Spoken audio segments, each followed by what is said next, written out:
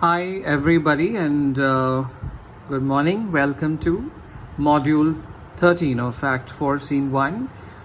We were already there at page number 71 when we stopped at the abrupt abortion of the mask and illusion by Prospero. So let's get forward with it. What's going to come up is a wonderful philosophy about life, but before that, a couple of preluding lines to it. Students, although Prospero's meditation on the evanescence of art and transitoriness of life is beautiful and very moving, it is itself a necessary part of the mask convention, drawing attention to the splendid constructions of the stage designer, whilst at the same time dismissing them as ephemeral. Ephemeral is something which is philosophical, something which is illusory. That's ephemeral, something that will just vanish like a thin air. And so he is seen talking to Ferdinand just in order to assure everything is fine. He says to Ferdinand that, son, you do look in a moved sort.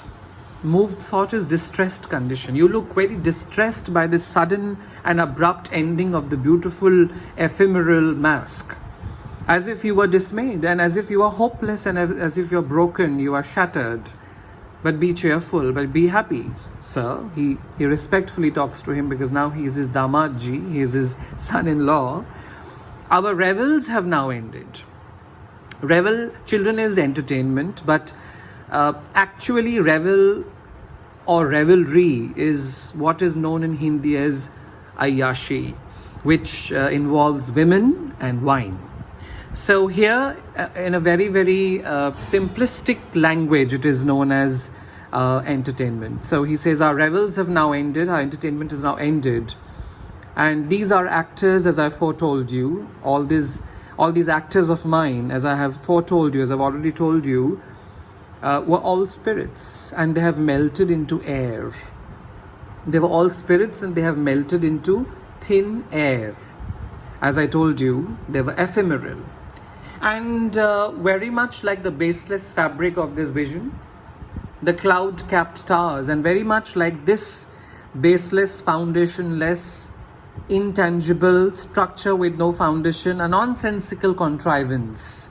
Just like this nonsensical fabric, construction of vision, illusion of your eyes, even the cloud-capped towers, even the beautiful towers on the cliffs of the mountains covered with clouds in the morning hours, even the most gorgeous places on the earth, the most solemn temples, the most spiritual and religious places on the earth to worship, and the great globe itself, while this can be taken as a reference to the world at large, it has also quite popularly been thought of as a reference to Globe, the theatre which was built by Shakespeare on the bank of River Thames in London. So he says even the great globe, even the great cosmic structure of the world, and the theatre which was still standing till date, which is built by me, all of which it inherit, all of that which inhabits the world, all of the people who inhabit the world, all of those future people who will inherit these things in the world from the present generation, when this present will become the past, it shall all dissolve. It shall all melt into air, just like these spirits have melted into air, which is referred to as baseless fabric of this vision, a foundationless, a nonsensical illusion of the eyes.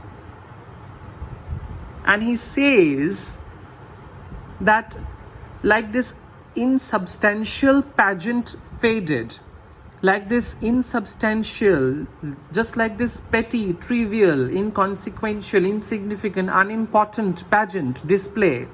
Pageant is a procession, a wonderful, colorful presentation which you often see in Republic Day at the Red Fort in New Delhi. That's pageant. So just like this beautiful but insignificant display has faded in front of you, without leaving a rack behind, without leaving even a wisp, even a cloud formation, even a small feather, even a small trace behind.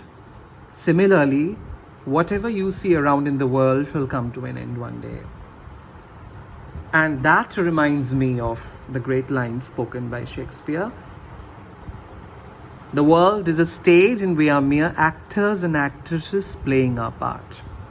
Stolen Merchant of Venice. And in As You Like It Too. And that's exactly what most of the Indian writers, philosophers all around the world have tried to say.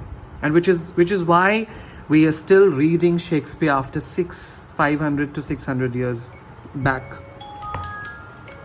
And that's brings us to the eternal truth of the world, that whatever beauty that you see around is nashwar. It is transitory, it is temporary, it will come to an end one day. Everything is prone to depreciation.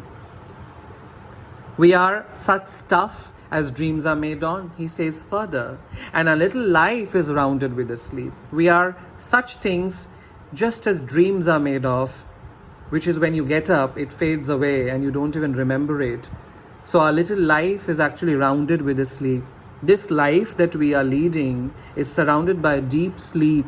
Now that doesn't mean we are sleeping. That means we are sleeping inwards. What does this sleep means? Ignorance. We are not aware.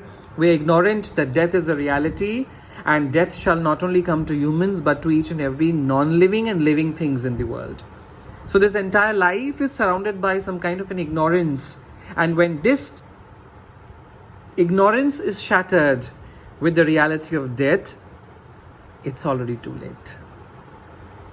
Well, on that note, I'll stop now, and I expect that all of you will be in tune with the studies, and it's a philosophy, so please mull over the lines and get it straight. Thank you.